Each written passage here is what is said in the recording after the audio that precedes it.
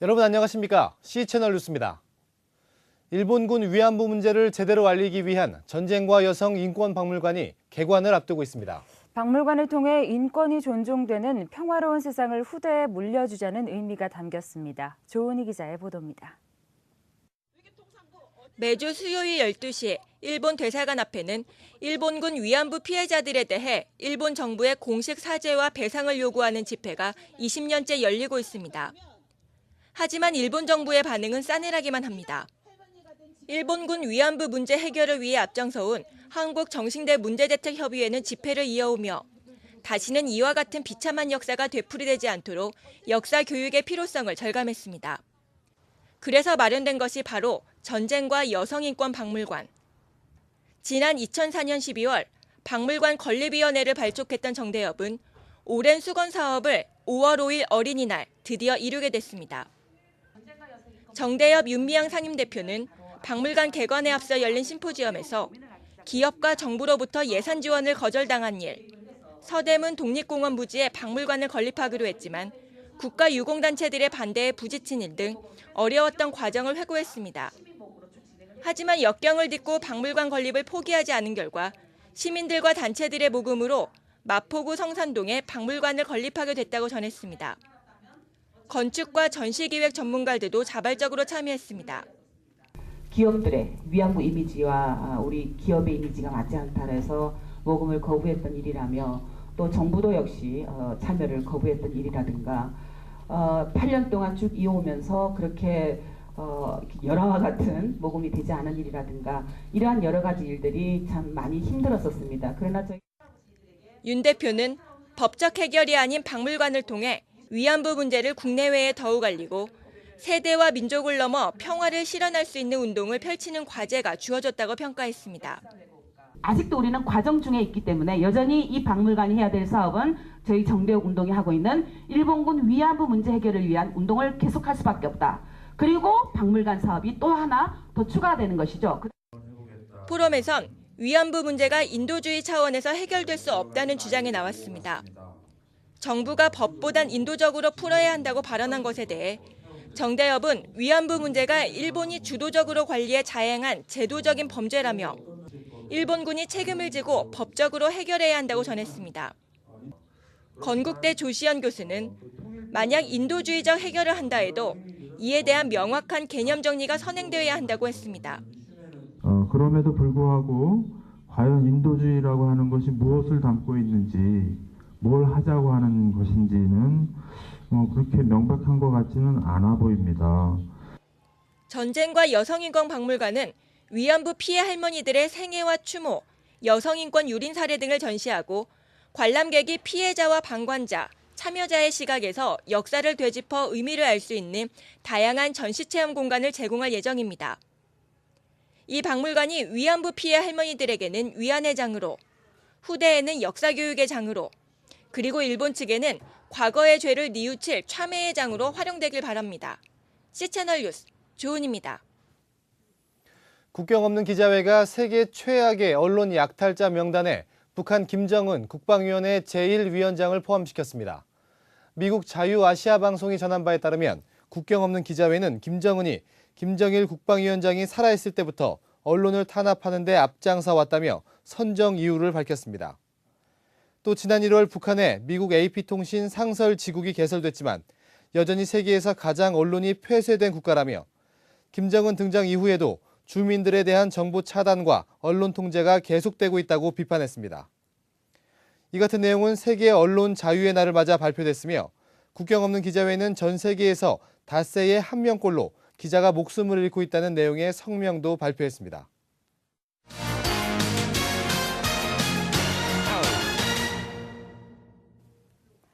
한 달 뒤면 노숙인 등 복지 및 자립 지원에 관한 법률이 시행됩니다. 첫 노숙인 지원법이라는 의미에도 불구하고 현장에서는 실망과 우려의 목소리도 들려오고 있습니다. 노숙인 문제 기획보도 오늘은 노숙인 지원법을 이인찬 기자가 보도합니다. 국회는 지난해 홈리스 관련 4건의 법률안을 통합 심의해 노숙인 등 복지 및 자립에 관한 법률을 제정했습니다. 이 법률은 지난해 6월 7일 공포돼 1년 만인 오는 6월 8일 시행됩니다. 지원법은 법률상으로 노숙인 지원에 대해 처음 명기했고 정부와 지방자치단체 책임을 분명히 하고 있다는 점에서 의미 있게 평가되고 있습니다. 또 2005년 정부의 지방분권화 과정에서 중앙과 지방으로 이원화됐던 노숙인 지원을 하나로 묶었다는 점도 긍정적으로 여겨지고 있습니다. 지원법은 노숙인 자립지원 종합계획과 실태조사를 5년마다 실시하도록 하고 있습니다. 최근에야 첫 노숙인 통계조사가 실시돼 거리 노숙인 4,000명, 홈리스 20만 명이라는 분석이 나올 정도로 그동안은 노숙인 문제에 대한 종합적 대책과 관심이 부족했던 것이 현실입니다. 노숙인이나 주거가 취약한 분들은 사회복지 법적인 보호나 서비스를 받을 수 있는 대상으로 규정이 되지 못했습니다. 그런데 이 법이 이제 만들어짐으로 인해서 우리나라에서도 주거가 극단적으로 취약한 계층에 대해서는 국가가 복지 서비스를 제공하게 되었다라는 측면에서 이제 의의가 있겠고요. 관계부처와 노숙인 활동가, 학계 전문가들이 오랜 토의 끝에 나온 법안임에도 불구하고 원안보다 많은 부분이 빠지거나 바뀌면서 의미가 퇴색됐다는 목소리도 들려오고 있습니다. 우선 법률안에 사용된 노숙인 등이라는 표현이 논란입니다. 거리 노숙인뿐 아니라 쪽방촌, 찜질방, PC방 등 거주자까지 통칭하는 홈리스라는 용어로 의견이 모아졌지만 외국어를 법률에 사용할 수 없다는 반발이 나오면서 노숙인 등이라는 불완전한 용어가 사용됐습니다. 시급히 개념 정리가 필요해 보이는 부분입니다. 극단적인 주거 취약계층을 포괄하는 개념인데 우리나라에서는 노숙인 혹은 불황인 이러면 뭔가 개인적으로 문제가 있는 사람이라는 이제 낙인이 같이 어울리다 보니까 개념에 이제 혼란을 가져오는데요. 주거와 급식, 의료, 고용 지원에 대해 국가와 지방자치단체가 지원할 수 있다고 한 표현도 문제점으로 받아들여지고 있습니다. 법률안 3조에서 국가와 지방자치단체 책임을 분명히 하고 있는데 분야별 지원에 대한 조항에서는 재량폭을 지나치게 넓혔다는 것입니다. 이럴 경우 책임 한계가 불분명해질 수 있습니다.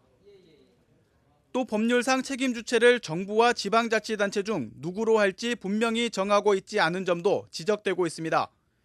현재 지원 예산이 이원화돼 있기 때문에 특히 정부와 지방 중 한 주체가 적극적인 의지를 가지고 노숙인 관련 사업에 나서지 않을 경우 법률 시행 효과를 기대하기 어려울 수 있다는 분석입니다. 실질적으로 예산이 통합되지 않은 상황에서 불황인 시설과 노숙인 시설이 같은 그 지도체제하에 놓이게 된다면 오히려 혼란이 가중되지 않을까라는 우려가 있고요. 노숙인 등 지원법 시행이 노숙인 복지 분야에 큰 전환점이 될 것은 분명합니다. 하지만 기대 효과를 위해서는 지적되고 있는 논란을 보완하려는 노력과 법률을 적극적으로 시행하려는 정부 지자체의 의지가 우선돼야 할 것으로 보입니다. C채널 뉴스 이인창입니다. 가정의 달 5월을 맞아 한국가정사역협회가 가정 내 올바른 성에 대한 성경적 지침을 마련하기 위해 세미나를 개최했습니다. 전문가들은 부부간의 성을 건강하게 누려야 하지만 지나치지 않도록 함으로써 균형을 지켜야 한다고 전했습니다. 가족치유상담연구원 원장 김영근 목사는 성이란 주제가 민감한 부분이라며 성에 대해 논의하기 위해서는 성경적 가르침과 건전한 신학이 바탕이 돼야 한다고 강조했습니다. 김 목사는 성생활의 유용성을 너무 강조하다 보면 자칫 생활의 전부인 것으로 인식할 수 있다며 분별과 경계가 필요하다고 전했습니다. 또 목회자들의 성적 일탈 행위를 지적하며 현대사회의 성문화가 절제를 모르는 브레이크 없는 트럭과 같다고 덧붙였습니다. 하이패밀리 대표 송기런 목사는 부부 문제의 상당수는 성 문제에서 기인하는 경우가 많다며 남녀의 성적 차이를 이해할 필요가 있다고 전했습니다. 또한 부부가 서로 하나 되는 성을 통해 더욱 친밀해지고 깊은 대화를 나눌 수 있다고 밝혔습니다. 임기가 종료된 기독교대한감리회 백현기 감독회장 직무대행이 마지막 서신을 통해 심정을 밝혔습니다. 그동안 묵묵히 주어진 직무를 감당했다며 감리교 사태가 하루빨리 해결되길 바란다고 전했습니다. 백 전 직무대행은 업무를 시작한 2010년 12월 17일 이후로 법률과 교리, 장정에 따라 법을 준수했으며 민주적 절차에 따라 성경적, 신앙적 입장에서 업무를 수행하기 위해 최선을 다했다고 밝혔습니다. 하지만 지내고 보니 여러 면에서 미진한 것이 많았다며 무엇보다 감리교가 하나 돼야 한다는 열망을 이루지 못한 채 떠나게 돼 안타깝다고 전했습니다. 아울러 많은 이들이 용기와 격려를 준 것에 대해 감사를 표하면서 감리교회와 함께했던 기간은 자신이 한 단계 성장하는 좋은 기회였다고 했습니다. 또 백 전 직무대행은 조속히 임시회장이 선임돼 30회 감독회장이 순조롭게 선임되길 기도한다며 본부 임원들과 연회 감독들이 협력해 임시감독회장이 선임되기까지 감리회를 안정적으로 운영해 주길 바란다고 밝혔습니다. 대한예수교장로회 합동총회가 전국 노회장과 서기들을 초청한 가운데 기도한국 2012 발대식을 가졌습니다. 100주년 기념사업으로 치러지는 올해 기도한국의 본대회는 8월 26일 오후 3시 잠실 실내체육관에서 열립니다. 이날 발대식에서 말씀을 전한 이기창 총회장은 기도한국이 축제이기도 하지만 기도하는 전장이기도 하다며 승리를 위해 모두가 힘을 모으고 하나님을 만나 변화를 이루는 현장이 되도록 준비하자고 강조했습니다. 기도한국준비위원회는 6월과 8월 사이 노회별, 지역별 기도한국을 개최하는 한편 매월 기도한국 주의를 지키는 데 적극적인 협조를 요청했습니다. 이번 발대식에 앞선 지난 3월 18일부터 4월 8일에는 기도한국 새1회 특별성회를 가진 바 있습니다. 교단 설립 100주년 준비위는 기도한국 2012 대회뿐 아니라 목사 장로대회 등 주요 100주년 기념사업에서 나온 헌금을 탈북민과 다문화 가정 등 소외된 이웃들을 위해 사용한다는 계획입니다. 개혁주의 생명신학회와 개혁주의 생명신학 실천신학회가 공동 학술대회를 개최합니다. 이번 학술대회에서는 그동안 논의해온 개혁주의 생명신학 이론을 목회 현장에 접목시킬 방안을 모색할 예정입니다. 학술대회는 생명을 살리는 교회를 주제로 오는 21일 백석대학교 대학원에서 열리며 주제 강연에서 학회 유럽지부장 최종상 박사는 쇠퇴해 가는 유럽교회 회생 대안으로서의 개혁주의 생명신학 가능성을 언급할 예정입니다. 특히 이번 학술대회는 그동안 개혁주의 신학 원형 회복과 신학교 변화를 위해 힘써왔던 것을 뛰어넘어 목회 현장을 변화시켜 살아있는 교회를 세우겠다는데 초점을 두고 진행될 전망입니다. 2009년 11월 창립된 개혁주의 생명신학회는 오직 성경신앙운동, 신학회복운동, 영적생명운동 등 7대 개혁주의 생명신학 실천운동을 발표한 후 이를 확산하기 위한 연구활동을 계속해왔습니다. 이 밖에 주요 뉴스와 날씨를 전해드립니다. 연세대 재단이사회의 정관 개정을 반대해온 연세대 신과대학 동창회가 정관 원상회복을 촉구하는 1인 시위를 오는 7일부터 12일까지 연세대 정문 앞에서 진행합니다. 출판산업의 발전과 국민 독서력 증진을 위해 매년 열리고 있는 서울국제도서전이 올해도 6월 20일부터 5일간 코엑스에서 진행됩니다. 기독교 출판업계도 참여해 특별 전시와 프로그램을 소개할 예정입니다. 조선족 동포 지원 활동을 펼쳐온 새누리 좋은 사람들이 조선족 학생과 국내 청소년이 교류하는 역사 탐방 비전 트립을 실시합니다. 참가자들은 백두산과 조선족 마을, 북한 인접도시 등을 탐방하며 고구려와 발해, 독립운동 유적지도 답사할 예정입니다. 서울 YWCA는 우리 사회의 양성 불평등의 상황을 찾고 대안을 모색하기 위해 양성평등 모니터링 사업을 실시합니다. 청소년과 대학생, 이주 여성 등 6개 모니터링 팀을 구성하기 위해 5월 2일부터 6월 12일까지 모니터링 요원을 모집하고 있습니다. 날씨입니다. 초여름 날씨는 하루 더 이어지겠습니다. 봄볕이 따갑게 내리쬐는 가운데 남쪽에서 더운 공기가 올라와 기온이 더 오르겠습니다. 전국이 맑겠지만 봄바람이 강하게 불겠습니다. 또 아침에는 내륙 지역에 안개가 끼는 곳이 많겠습니다. 아침 기온은 춘천 11도, 서울 14도, 부산 16도를 기록하겠습니다. 낮 최고 기온은 서울 23도, 대구 27도까지 오르겠습니다. 바다의 물결은 서해와 남해상에서 0.5에서 1m, 동해상에서는 1.5에서 2.5m까지 일겠습니다. 주간 날씨입니다. 어린이날이자 입하절기인 토요일에는 서울의 낮 기온이 22도로 그동안의 고온 현상은 누그러지고 계절이 제자리를 찾겠습니다. 따라서 바깥 활동하는 데 한결 수월하겠습니다. 뉴스를 마칩니다. 함께해 주신 여러분 고맙습니다.